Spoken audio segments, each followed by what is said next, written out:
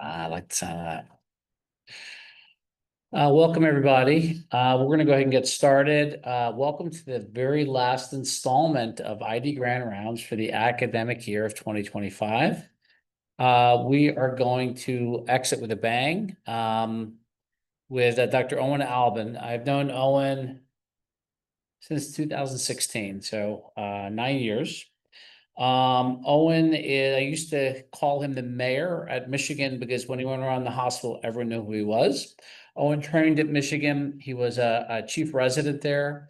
He then went on to his ID fellowship there. You were a medical student at Michigan as well. So Owen's from Michigan and very local to the Ann Arbor area. And he began a career focused on clinical expertise, which he was very excellent clinician as he remains, and on medical education, where I think his chief residency, technically though, you're a very bad chief resident, but I think in terms of education and mentoring and nurturing, you're quite good. But I thought your technological expertise would be a lot better. Anyway, Owen really thrived in the medical education world, but then he had the unfortunate experience of working with me, and he got bitten by the research bug, and he couldn't help himself, but he absolutely was addicted to research. So Owen went on changing tracks and has earned a K award, and he's going to share some of his research and his goals and current data relating to pneumonia and ventilator-associated pneumonia. So his current funding, Owen, is funded by a NIAID with a K-23 and also by bioMérieux. And I think he's doing really critical work of linking the ID and pulmonary critical care worlds in terms of pneumonia prevention, diagnosis, and management. So with that, Owen, I'll turn it over to you.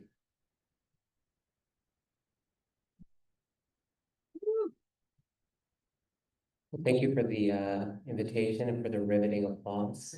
Really appreciate that. I'm gonna, I think, mostly speak from here, although I feel kind of cornered in the shadows, so I might venture out. We'll see.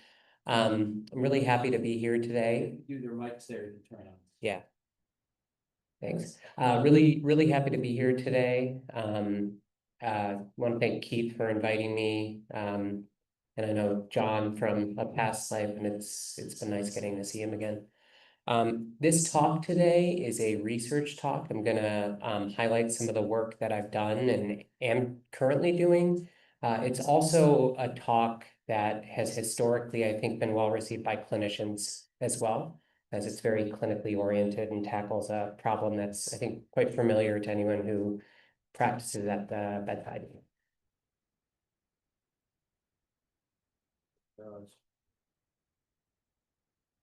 These are my disclosures. So I'm not going to belabor the point on the epidemiology of ventilator-associated pneumonia, which I will henceforth refer to as VAP, but it's common and it makes people sick and it costs a lot of money and it keeps people in the ICU. And what I'm hoping to convince you of today is that the way that we diagnose, treat, and study VAP is inflexible, impersonal, and harmful to patients. The talk's going to be broken up into 3 parts. The first part's going to be talking about VAP diagnosis and how we could perhaps improve. The second is going to be about personalizing antimicrobial treatment for ventilator-associated pneumonia. And then the third portion of the talk is going to be about methods for studying ventilator-associated pneumonia. So starting with diagnosis, the title of my talk is New Tricks for an Old Man's Friend. And old man's friend is a phrase coined by William Osler to describe pneumonia. And this is also a William Osler quote from 1907. It said, "The wards in the post-mortem room show a very striking contrast in their pneumonia statistics." And what Osler recognized more than a century ago is that we are really bad at diagnosing pneumonia. And despite the fact that we have over a century's worth now of medical progress, I'd argue not much has changed in that respect. So VAP is responsible for the majority of antibiotic prescriptions within the intensive care unit. However, it's overdiagnosed or misdiagnosed anywhere between 30 to 70% of the time. And those numbers are rather wide-ranging because depending on how you want to define VAP and how long you are gonna follow people for, it can be somewhat squirrely to get a handle on. But it seems to be the case that many folks who get treated for ventilator-associated pneumonia probably don't have an antibiotic-responsive invasive pulmonary syndrome. The major reason we feel stuck, I would argue, overdiagnosing ventilator-associated pneumonia is not because intensivists and clinicians are thoughtless people who don't know how to diagnose it per se, but they get caught in what I've called the cycle of diagnostic nihilism. So VAP is, unlike some other clinical syndromes, it's a condition that we don't have a very easily accessible confirmatory diagnostic test for. And it instead requires clinicians at the bedside to leverage probabilistic reasoning, combining a whole different suite of clinical, radiographic, and microbiologic factors to adjudicate the likelihood of the syndrome we call pneumonia. And the problem with that is most of the stuff that we use to diagnose pneumonia in critically ill patients, fever or white count or gunk on chest imaging or worsening vent settings, by themselves are highly nonspecific for ventilator-associated pneumonia. Clinicians also are quite well aware that the primary modifiable determinant of outcomes in VAP is getting the right antibiotic to someone as soon as possible. So there's a recognized what's been called mortality penalty if you miss or underdiagnose VAP. And then critically ill patients are sick, so they have less of a margin for kind of waiting and seeing what happens. And you get just stuck in the cycle where you feel like you end up having to treat almost anything that kind of mildly sounds like ventilator-associated pneumonia. But there's, I think, another reason why we overtreat so much pneumonia in the intensive care unit. This is from a survey study we did of over 130 intensivists. And I'm showing you a density plot of responses right now. We just asked people off the bat, in your estimation, if someone's going to be on a ventilator for more than 48 hours, what percentage of patients are going to end up developing ventilator-associated pneumonia? The shaded red box here is what the evidence-based prevalence of that for patients who are on a vent for more than 48 hours is. And you can see that intensivists who responded to this overestimate the likelihood or the probability of uncovering pneumonia in a patient just at baseline. What we then did in this survey is we presented intensivists with a series of clinical vignettes, each with an isolated abnormal clinical sign or symptom that's used to greenlight VAP diagnosis. So a fever, an abnormal white count, an increase in vent settings, purulent secretions. And so in this example, we have a patient who's intubated for COVID pneumonia. They developed purulent endotracheal secretions, but were afebrile, had a normal white count, and were on minimal ventilator settings. And we asked folks, well, what's the likelihood that this patient has ventilator-associated pneumonia based on this information? So here you can see again, the red shaded box is the actual evidence-based likelihood of pneumonia under this circumstance. But you can see provider responses skew way far to the right. In other words, we have some people who think there's a 75% chance of having pneumonia just from some purulent endotracheal secretions. And then what we did in addition to this is we'd add a diagnostic test on. So we take the same patient and say, well, okay, well, now they're growing Staph aureus from an endotracheal aspirate. What do you think the likelihood of pneumonia is now? And this is how things go. So you can see previously we had a nice crest closer to the shaded red box, but now people are essentially convinced that this patient who's afebrile has a normal white count, has nothing new on chest imaging, but just who has purulent endotracheal secretions and is growing some staph from an endotracheal aspirate. They're quite convinced that this person has pneumonia. And so what you can do from data like this is you can basically get people to tell you what their pre-test probability of pneumonia is, and then you can impute a likelihood ratio from a given diagnostic test or clinical sign or symptom based on what they estimate the post-test probability with this new piece of information. And what you can do then is when you impute provider likelihood ratios, you can actually compare them to what the actual evidence-based likelihood ratio is, and you can see how much providers overvalue specific diagnostic tests or clinical signs and symptoms. And so what I'm showing you here, this is a lollipop plot of the mean fold difference in provider estimated versus evidence-based likelihood ratios. And what you can see is having a positive respiratory culture by many orders of magnitude, providers overvalue that in the diagnosis of pneumonia relative to almost anything else that we looked at. So why are cultures a really fraught way of diagnosing pneumonia? Well, the problem with respiratory cultures is unlike many diagnostic tests, they actually serve two purposes. For a patient that you have determined has pneumonia, they're a foundational component to figuring out how to manage the patient through susceptibility testing, right? But the other thing that they do is they actually inform the diagnostic probability of the clinical syndrome or the diagnosis to begin with, not just informing how, what antibiotic you give someone, but they actually tell you whether or not someone has an infection. And as a diagnostic test to rule in or out an infection, they do not perform very well.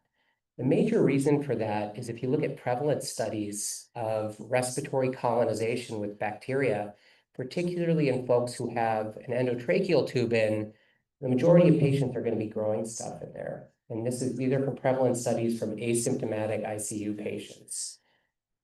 Endotracheal aspirates in particular have a very limited specificity for ventilator-associated pneumonia of only 68%, and they have a sensitivity of only 76%.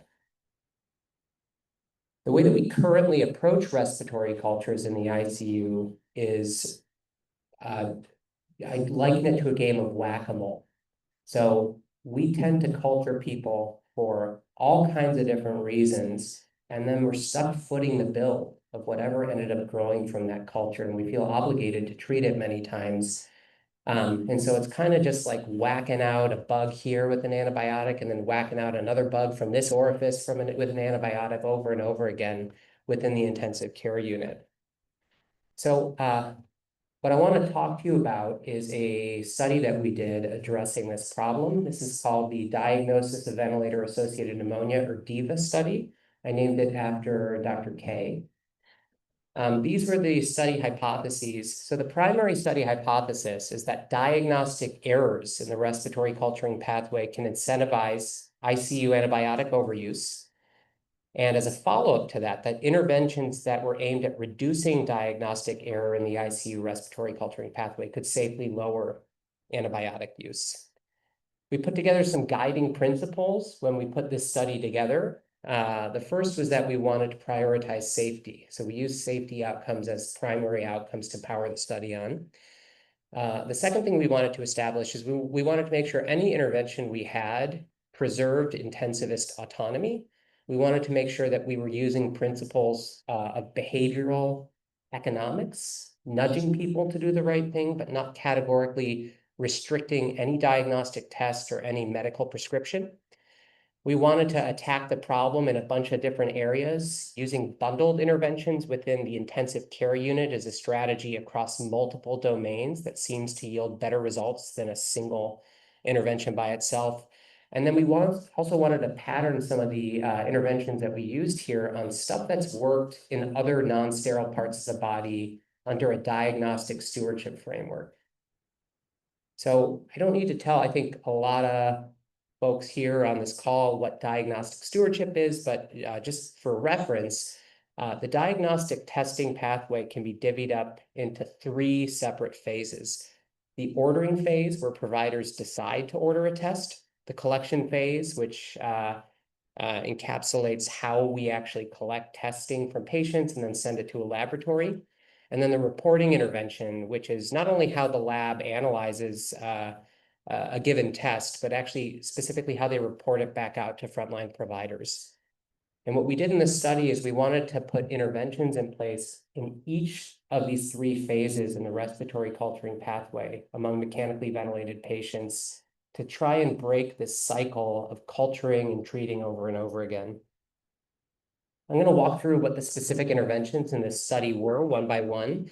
So this was our ordering intervention. We had a really annoying, interruptive BPA thing in the EMR. So anytime in the study ICUs that we piloted this in, anytime someone tried to order a respiratory culture of any kind on a mechanically ventilated patient, this annoying thing would pop up. And it would ask people to open up a custom order set, which walked them through valid clinical indications to order respiratory cultures.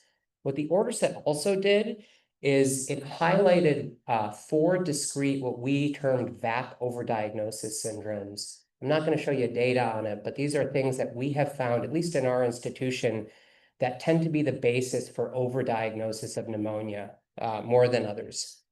These are the 4 overdiagnosis syndromes that we identified for VAP.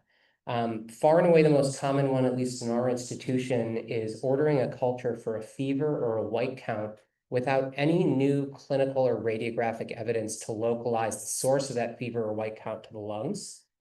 The second thing that we targeted were what we called non-purulent secretion changes without any systemic physiologic disturbances. So we have a lot of folks who, as they're kind of convalescing from their critical illness, we diurese, we dry them out, and that tends to mobilize secretions along with weaning their sedation off and their cough recovery. And so kind of on the later end of folks' ICU course, we diagnose a lot of VAP just because we're thickening up people's secretions. We see a lot of folks who have a decline in their ventilatory settings that lasts less than 6 hours before they return to baseline. And, you know, by definition, that's almost impossible to be a pneumonia. Pneumonia takes anywhere between 48 to 72 hours to clinically improve. And something that clinically improves, a hypoxic decompensation that clinically improves within that short of a time frame, is far more likely to be something like an aspiration pneumonitis, flash pulmonary edema, a mucus plug of some kind.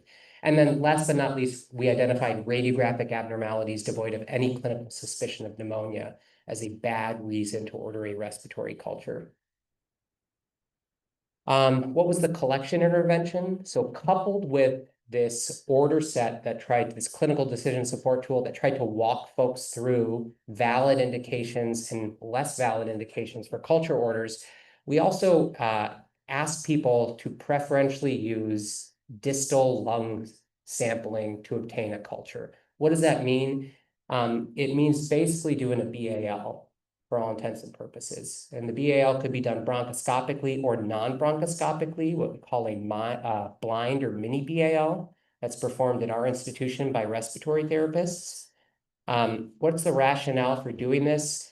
We think it's a better test. It has a better what we call diagnostic odds ratio, which is basically a measure of how good a test is and combines the positive and negative likelihood ratios. There are older animal studies that find that you might recover the same amount of germs from an endotracheal aspirate or a BAL, but the germs can differ. And as the alveolar compartment is directly the site of infection and pneumonia, it makes sense to know exactly what you're treating there. But most importantly, a number of RCTs that have looked at this have suggested a stewardship benefit and less antibiotic use associated with distal lung sampling when working up VAP. We did outline contraindications from a safety standpoint to doing BALs on patients, and I'm happy to go over those if folks have questions about what our criteria are for doing mini BALs on folks at Michigan. And then lastly, the reporting intervention. So what we did for this is we actually, for everyone who ordered a BAL to obtain a respiratory culture in a mechanically ventilated patient, we reflexively ordered a BAL cell count differential to go along with the culture. And we had our microbiology lab suppress culture results if the BAL neutrophil percentage was less than 50%. We know from autopsy-based studies, which really are the reference gold standard for pneumonia, that a BAL neutrophil percentage of less than 50% makes, in a non-neutropenic patient, makes pneumonia exceedingly unlikely. And we've also known from a whole bunch of other sites in the body, acidic fluid, the urine, synovial fluid, that the number of white blood cells can be a surrogate marker to differentiate an active infection from colonization. So we wanted to pilot that here. Importantly, all cultures were still done on patients, and teams were given the option when this occurred to call down and manually override the culture suppression and have the results released to them. So the study was a quasi-experimental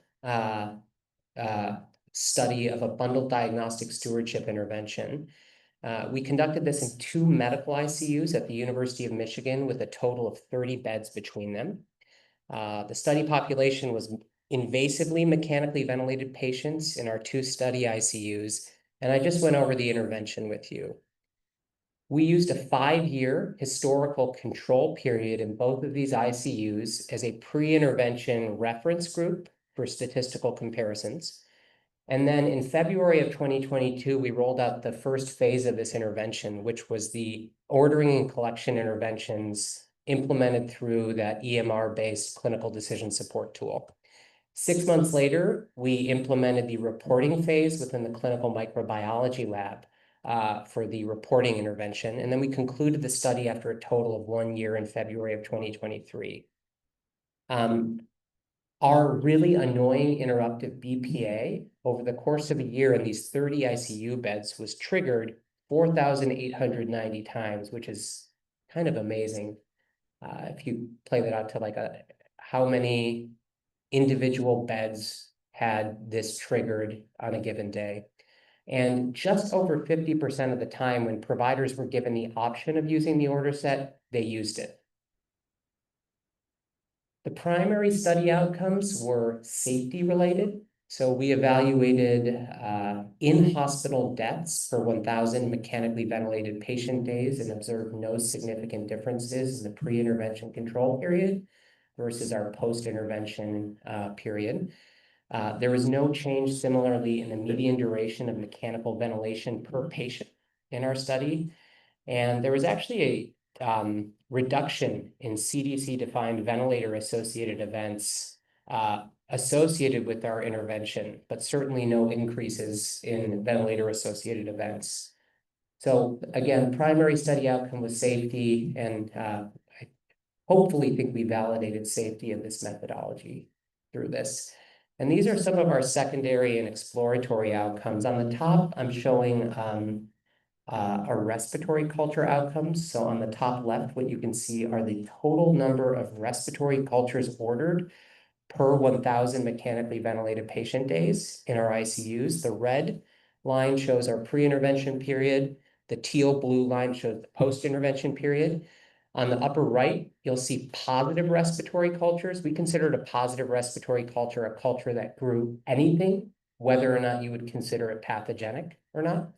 And that's similarly expressed as positive cultures per 1,000 mechanically ventilated patient days. And then on the bottom, you can see antibiotic days of therapy per 1,000 mechanically ventilated patient days, both broad spectrum antibiotics, which we define as anything that would have predictably anti-pseudomonal or anti-MRSA coverage, and total antibiotic days of therapy. And there were significant reductions in all of these domains. The data I just showed you was entirely at the level of the ICU for a unit of analysis, not an individual patient, but this is a patient level results from logistic regression modeling to determine the impact of this intervention on antibiotic use. And as you can see, controlling for a number of potential confounders, including how many immunocompromised patients that ICU saw, presence of extrapulmonary infections, how sick people were, the presence of COVID. Our study intervention still was associated with a significant reduction in broad spectrum antibiotic use. So what are the strengths of this approach? It's a low-cost approach. You might ask, well, isn't doing a BAL expensive? A mini BAL, actually, the labor and supply cost is the same as an endotracheal aspirin. So it's a very low cost. It does not require any prospective audit and feedback from stewardship personnel or pharmacists that already take up too much of their time. It just runs on its own. Another benefit is that it doesn't categorically restrict anything that intensivists want to do as part of their practice. And that was very, very important to us. And it's also a relatively novel way to try and implement stewardship within the intensive care unit. What are the limitations of a study like this? You know, this was fundamentally a quasi-experimental study with a pre-post design. And it was conducted in 2 medical, not surgical ICUs at a single academic medical center. So the generalizability of it is obviously a question. It's hard to know exactly what intervention was necessarily mostly responsible for the effects that we saw as we implemented this in a bundled fashion. And then you always wonder about the concept of a Hawthorne effect here, which is when people know that they're being studied or actively monitored in some way, it'll change their behavior. So it's possible that just by saying we're studying VAP overdiagnosis and antibiotic use in your ICU, that alone might have changed people's behavior. So that'll wrap up how we diagnose VAP. What I want to move on to now is treatment and how we study VAP. And these are going to be a little bit quicker than what I just went through, as these both represent ongoing projects that I'm working on right now. So treatment of VAP. If you look at major consensus expert guidelines for ventilator-associated pneumonia, the party line is basically to give a week of antibiotics for most everyone. Used to be that there was a carve-out for non-fermenting gram-negatives, and there's some wishy-washy carve-outs based on limited data that if you have someone who's super-duper sick that has VAP, that maybe you should treat them for a little bit longer. But for the most part, we try and give about a week of antibiotics to everyone that we diagnose with VAP. This results in a very impersonal way of giving antibiotics to people. Unlike many clinical syndromes that I think as infectious disease doctors we see, where we leverage patient, pathogen, and clinical data together to try and inform a unique antibiotic treatment duration, we give the same thing to pretty much everyone who has ventilator-associated pneumonia. This means that many people who either don't have VAP or have VAP with a very low bioburden antibiotic responsive pathogen that's going to be easy to clear out of their lungs because they don't have a lot of structural lung disease, they're not immunocompromised. We're probably overtreating many of those patients. And then in some patients, we probably are undertreating them and predisposing them to pneumonia recurrence with just a week of antibiotics. These are the really, really severely ill people, folks who can be on ECMO, really nasty high bioburden infections that can be hard to clear.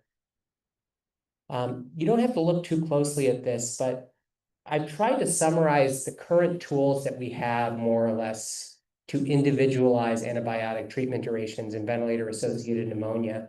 So we can use clinical variables. Did the patient deprivess? Is the vent, are they off the vent, et cetera? But those just don't work that well. The summative scores of all those different kind of things clinically do not have great diagnostic testing characteristics. Many people will clear their infection, but fail to quote unquote improve clinically within a reasonable time frame. And when you use these kind of things in real life, it does not tend to meaningfully impact antibiotic treatment durations. We've also tried using systemic biomarkers to guide antibiotic treatment durations in ventilator-associated pneumonia, like ESR-CRP and procalcitonin more recently. Unfortunately, for ventilator-associated pneumonia in particular, these all suffer from some of the same limitations as just using clinical gumption. So what about alveolar biomarkers? This is an idea that others have had before, but it's a pretty simple one, which is part of the problem with systemic biomarkers is a critically ill patient with pancreatitis who develops VAP. The biomarkers are going to go all over the place. They're not specific to VAP. If you can sample the alveolar compartment in folks who have pneumonia, you're basically isolating the local infectious dynamics directly at the site of infection. And you can assay the host response and the pathogen response to treatment directly where the infection is happening. So what we aim to do with the study I'm about to tell you about is look into whether or not alveolar biomarkers could serve as a much more suitable biomarker to guide antibiotic treatment durations in ventilator-associated pneumonia. This is a little bit of background data to give you a sense of why we chose the biomarkers to look at that we did. On the left side of the screen, you're going to see a Kaplan-Meier curve from a study we did that compared patients who had bacterial pneumonia, who had VAP, who all achieved a clinical cure, but for some reason or another, had a culture obtained at the end of their antibiotic treatment. And we compared folks, all of whom achieved a clinical cure that was adjudicated. We compared folks who achieved a microbiologic cure. In other words, we didn't grow the index, the initial germ anymore in the follow-up respiratory culture, versus those who had continued growth of the pathogen on a respiratory culture. And what you can see is there is a pretty significant departure in these two curves with respect to a primary outcome of death or recurrent pneumonia, composite outcome here. I don't know if any of you have ever been around in the ICU and you're called to see a patient who's about 6 or 7 days into their treatment and they still have a positive culture and you're asked what to do about it, but it's unfortunately not an infrequent occurrence, at least where I look. So we became interested in the concept of microbiologic treatment failure as a biomarker in and of itself. And then from our prior work, operationalizing BAL cell count and differentials, we also became interested in the neutrophil percentage within the alveolar compartment as a surrogate marker of the host inflammatory response within pneumonia itself. So on the right side here, you can see differences in patients who were clinically adjudicated to have ventilator-associated pneumonia and also had BAL cell count and diff performed. And what you can see is folks who had a BAL cell count differential of greater than 80% had significantly lower days alive and ventilator-free than those with higher, and with lower BMN percentage, and a much higher number of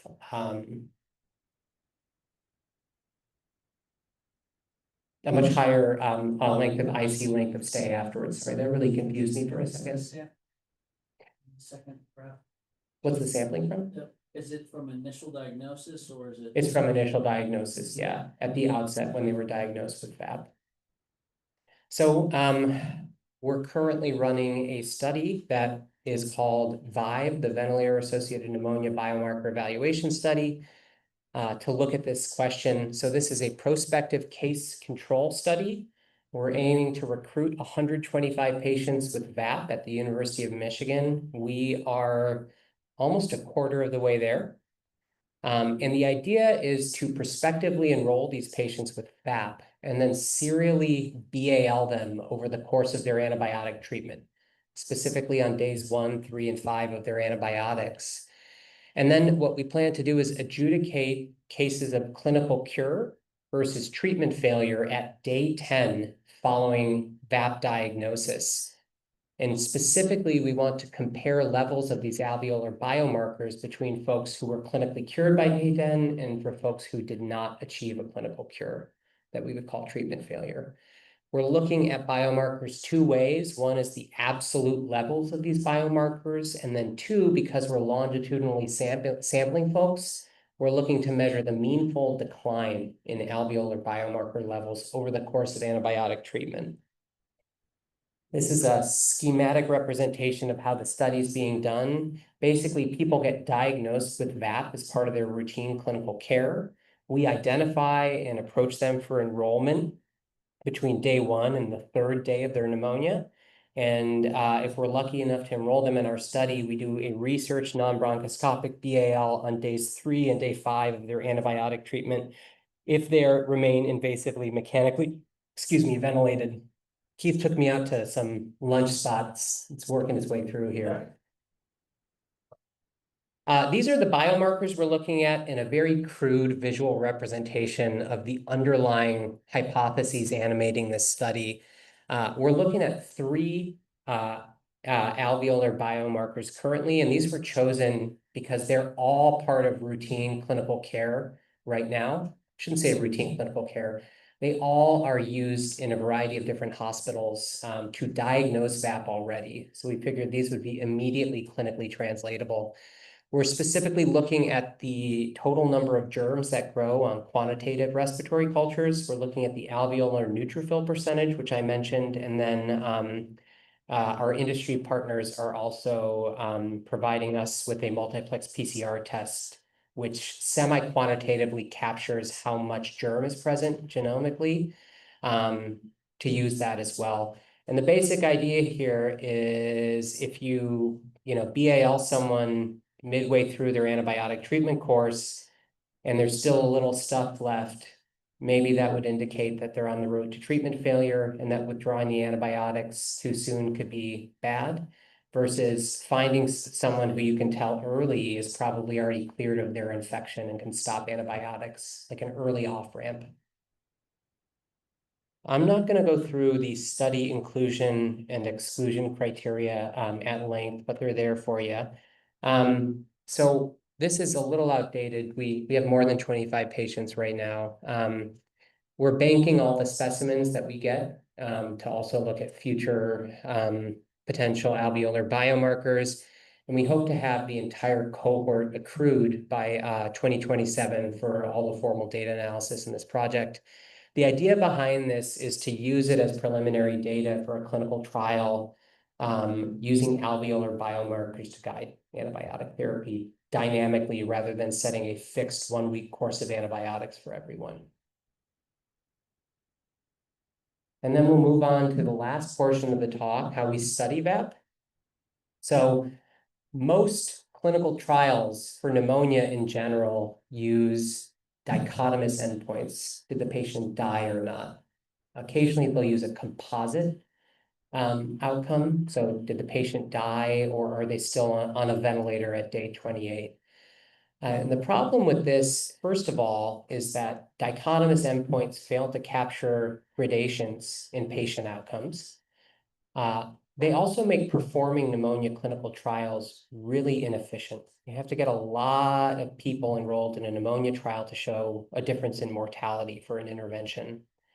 And as ID providers, part of what we're always thinking about is this risk-benefit analysis of continuing antibiotics versus stopping, especially when we see folks that we follow up in our clinic or even follow up from an initial diagnosis in the hospital. And I don't know about you guys, but for me, I'm kind of always weighing the pros and cons of continuing, whether I think the infection's gone and how much the antibiotic is harming the patient, to try and make a holistic decision about their care. And the way that we set up trials, the way that we set up endpoints for trials doesn't speak that language that we do at the bedside. It doesn't integrate the harms of antibiotics with the benefits into some kind of summative holistic assessment of the patient's experience with infection. These are some, I've called them TDEs, traditional dichotomous endpoints, that have been used in pneumonia clinical trials. And these are kind of pneumonia comparative effectiveness trials for antibiotic regimens, as well as registry trials from regulators to bring a drug to market. So we have all-cause mortality. I mentioned already, it's pretty tough to perform a pneumonia clinical trial with the primary endpoint being mortality, just because you got to get really large sample sizes. And then clinical cure has been used quite a lot. The problem with clinical cure is it kind of relies a lot of the time on subjective definitions. You can have people adjudicate cure and they can come to wildly different determinations on how a patient's doing. And then there are things that have been looked at, such as death and recurrent pneumonia. There was a big pseudomonal VAP study that came out in the last few years that used a composite outcome of this. And there's a multitude of problems with this, including the fact that this basically equates death and developing another bout of pseudomonas in your endotracheal tube as of comparable importance to patients. But the direction of the component treatment effects can also vary. And if you model this out, you can see that. So at this point in the year 2025, major expert societies, federal regulatory agencies, and even pharmaceutical stakeholders all alike recognize the need to develop and validate what are called hierarchical composite endpoints for pneumonia trials specifically.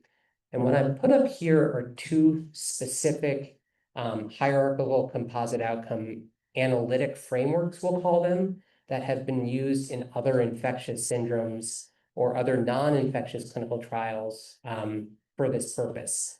On the left, we have something called the desirability of outcome ranking. Can I see a show of hands if anyone's heard of this before? Cool. So the desirability of outcome ranking basically tries to assign a summative score to each individual patient that represents how desirable their overall experience dealing with an infection was. So this is an example that I put up here, a hypothetical one, but you could have a score of 1, which would mean at like the end of the month, you were alive and off event, and you didn't suffer any of what are called door events, which are basically bad things that can happen to patients as a consequence of antibiotic use or the underlying infection itself tied together. On the other side, what you can see is something called the win ratio. The win ratio is related, but quite different in a lot of respects than a door score. The win ratio basically, you set up a hierarchy of individual component dichotomous or sometimes continuous outcomes, and then you do pairwise comparisons between patients in each treatment arm of a trial to determine who a winner is. So you compare, for example, patient A to patient B. Patient A lives, patient B dies.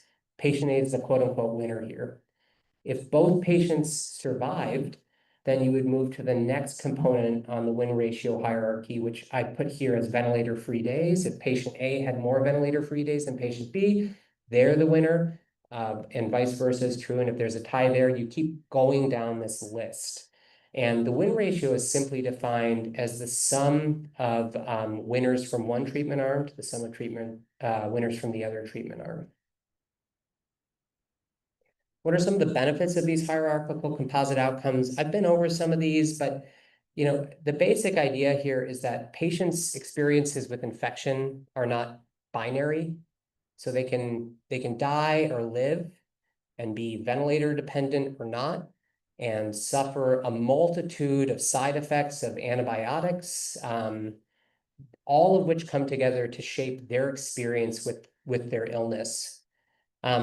A real benefit of the door approach is that it does provide this integrative assessment that compartmentalizes both risks of antibiotics with the benefits of them into some kind of cohesive score.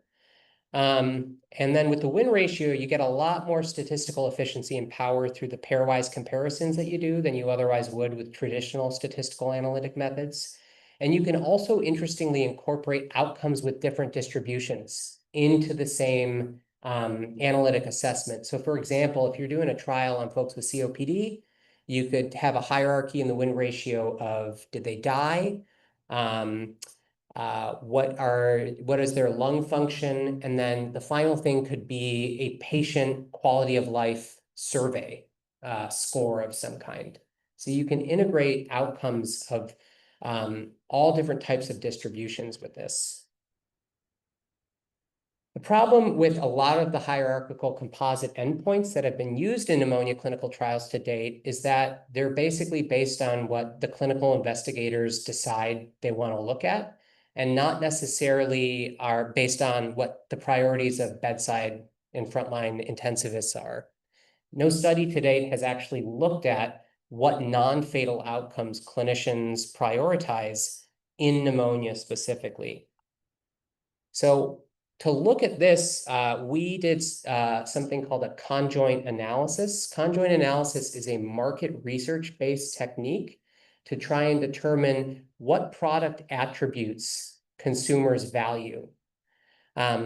So here's an example. If you're trying to do a conjoint analysis on consumers who are buying smartphones, you take the smartphone and you break it down into these component attributes. So we have brand, the size of the phone, the color of the phone, and what the price of the phone is. And then each of those attributes has different levels to it. So the phone might cost $1,200, $1,100, $1,000, etc. And you just ask people to choose between these scenarios which phone overall do you find most attractive? Which one are you most likely to buy? The benefit of this is twofold. One is you can individually isolate specific attributes or attribute levels that are of particular importance to consumers. On top of that, though, instead of asking people what they care about, which is what's called in the literature someone's stated preference, which can actually be quite misleading, you're asking them inherently to just reveal their preferences to you without explicitly stating them.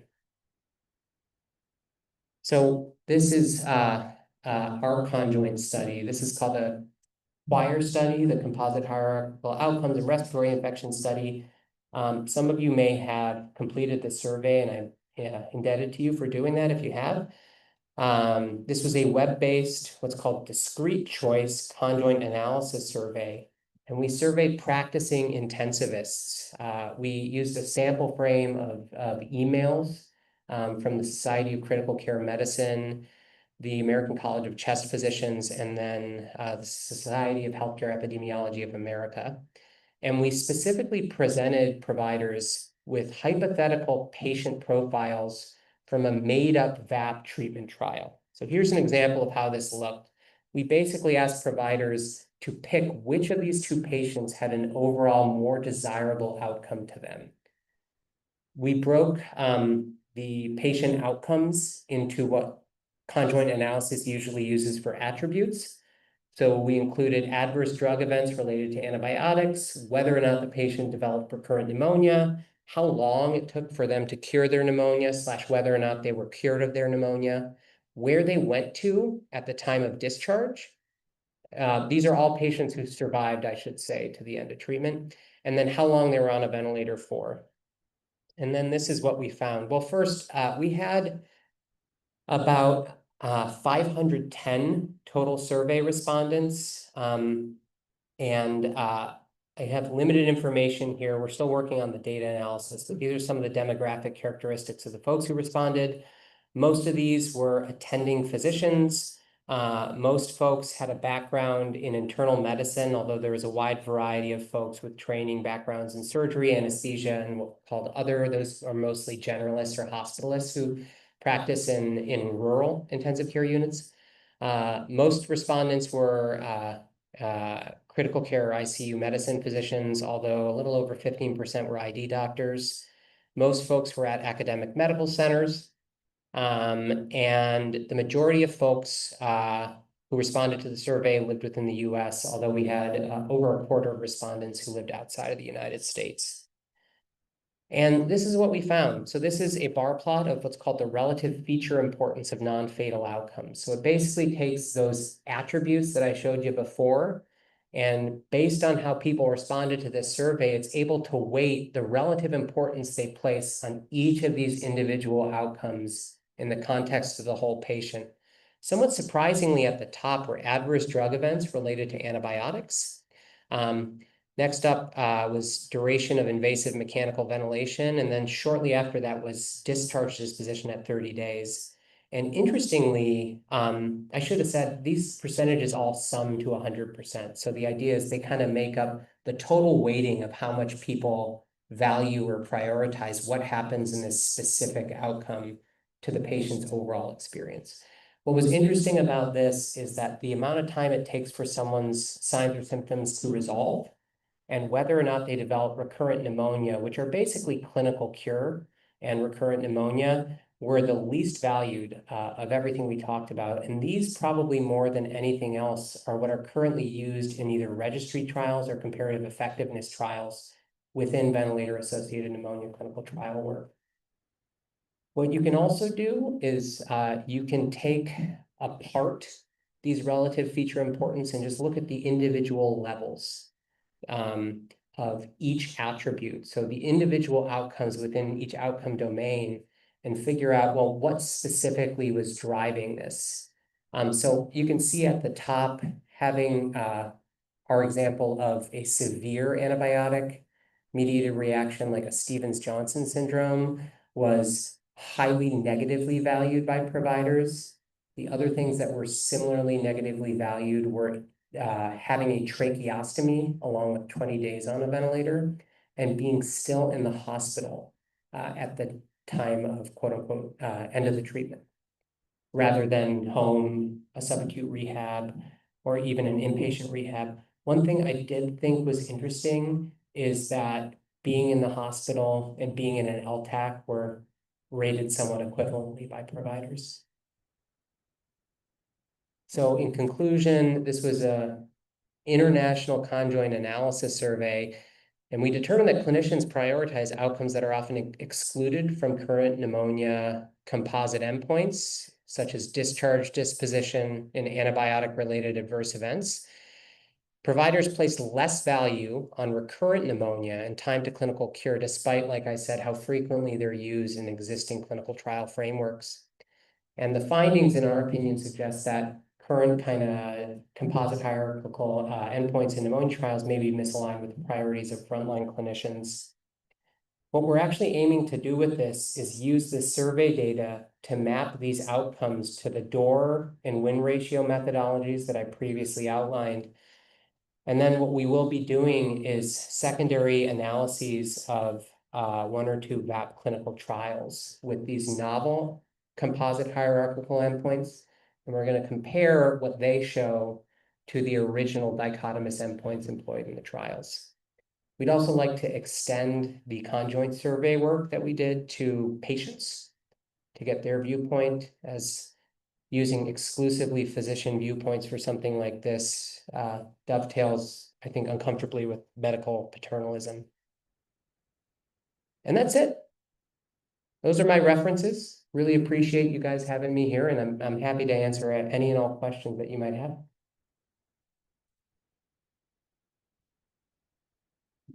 Over, see if, ask people to leave questions in the chat You online. can leave questions in the chat if you have them. Should I stop my screen share? Thanks very much, Owen. So we'll open this up to questions. I just wanted to point out the conjoint analysis, you mentioned it was intensivist, also their ID doctors. Yes, there were, That's yes, what they said. yeah. Any questions from the audience? Keith, I have a question online. Can you hear me? Barely. Just tell them you can barely hear them. I can't hear you that well. Okay, how about now?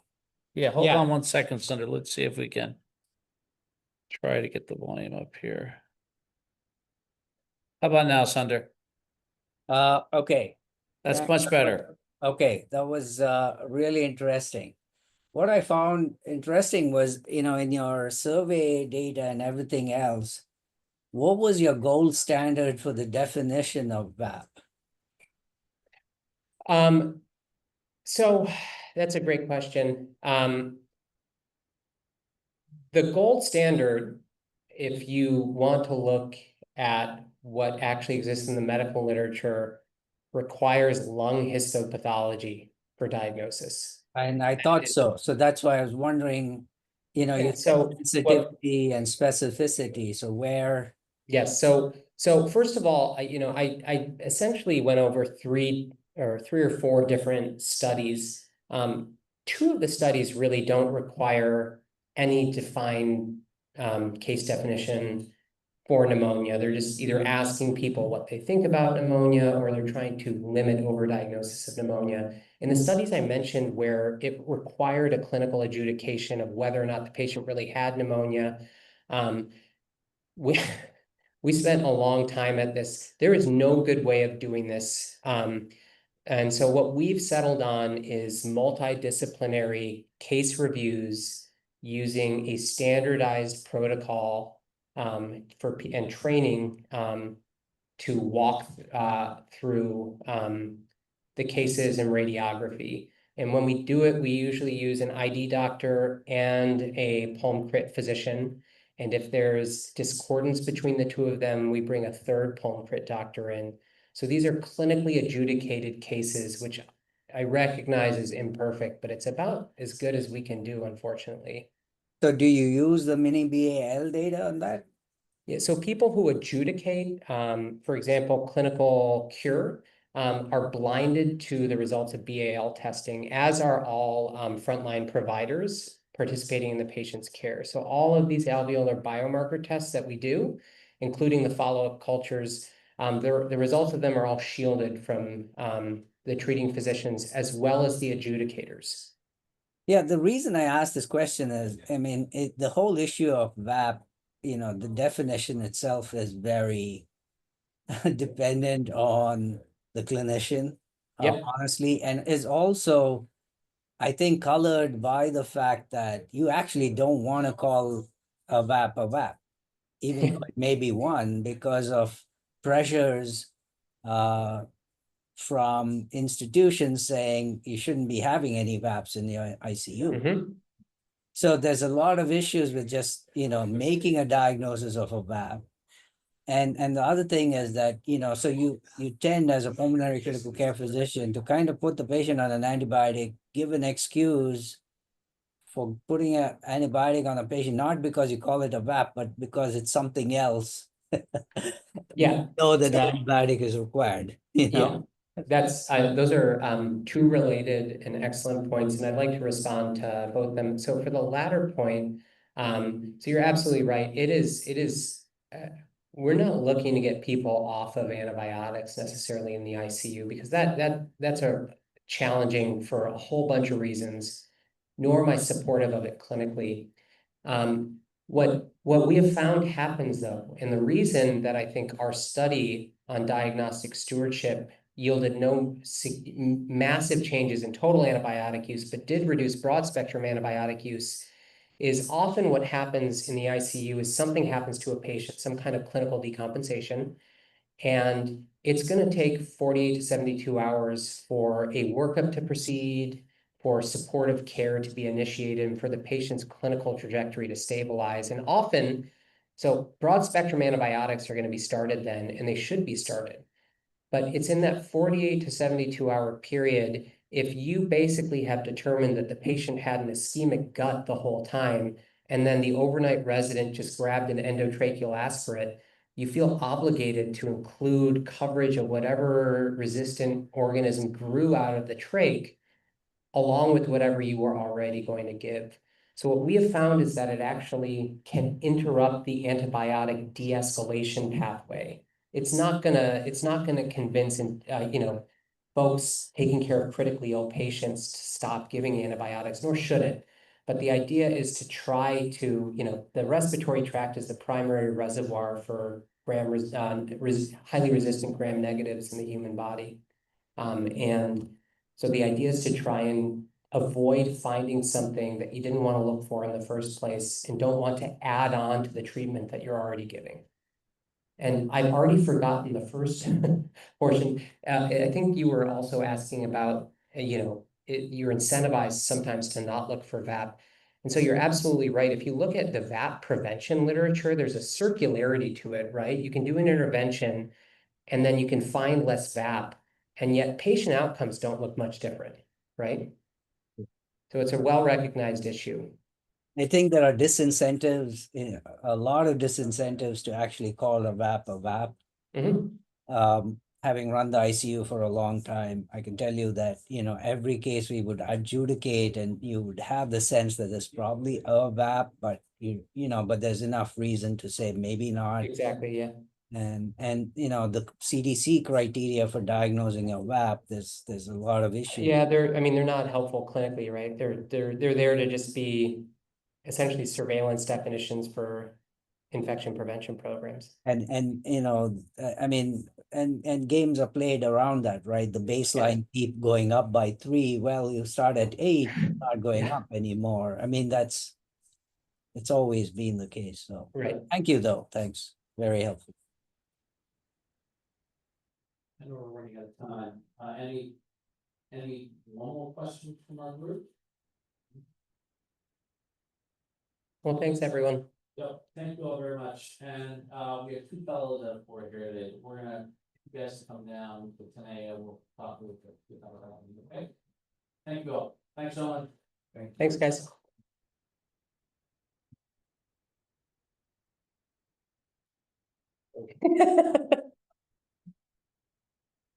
Yes.